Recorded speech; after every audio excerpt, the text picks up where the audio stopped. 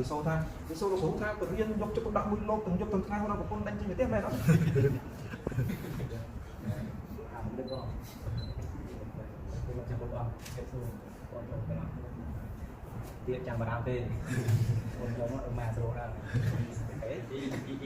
trong đang theo cụ vô cuốn này vô lịch muối nó vô lịch pi điện vay sàm rất vay trong người có đấy người ta nằm trong đàn luôn đó vay đi mai thời gian vay đấy trong tâm tập luyện người Korean nên mới được làm cái tôi chừng rất là khăn cái phốt đi sắm sắm về còn á chỉ đâyคือថា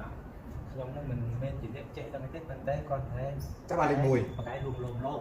họចេះđấy là lịch mùi កែរួមលំលោកឲ្យរៀនណា nè bạn មិនមែនបកែរៀនមកទេមិនបកែខាងរួមលំលោកឲ្យរៀនហើយដែលលោកប្រឹងរៀនហ្នឹងគឺថារៀនសំខាន់បំផុតគឺលោកស្ដាប់ជឿលើខ្លួនឯងតាម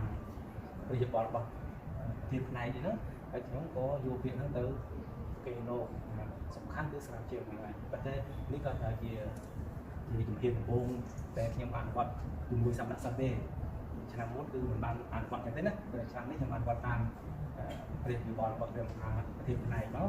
เป็นលោកស្ដាប់ជឿចំណេញណាអញ្ចឹងបានធ្វើតាមនេះត្រូវបាន2លេខអូណាហើយខ្ញុំត្រូវសង្ឃឹមថា3លេខតាំងពីពូវ័ននឹងតារាមរតទាំងកពតđấyគឺថាធៀបខ្ញុំទេណាហើយសារតែយកយើងសម្រៀងគេក៏សម្រៀង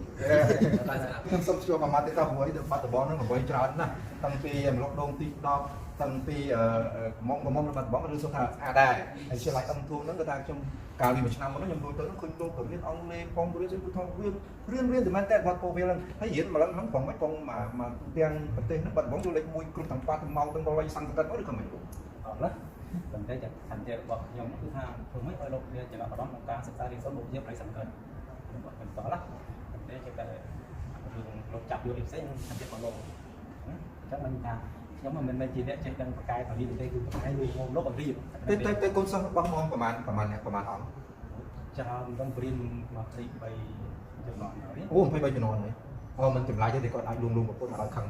ពលលោកច្រើនអង្គក៏លួងឲ្យរៀនមកលេខ1ចឹងប្រពន្ធនេះឲ្យបងខ្វាយចោលទេតិចនិចលួងមកទេបងជួយបញ្ចូលលេខ1យើង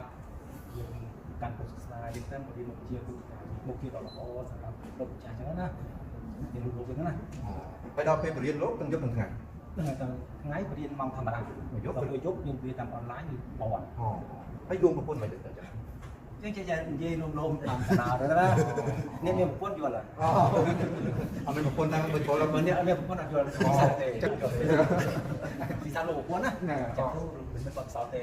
អ្នកមានប្រពន្ធគឺមានបត់សោតក្នុងការលួងប្រពន្ធខ្ញុំសូមរៀនសូត្រផងបងមិនចាំតែសក់ខំ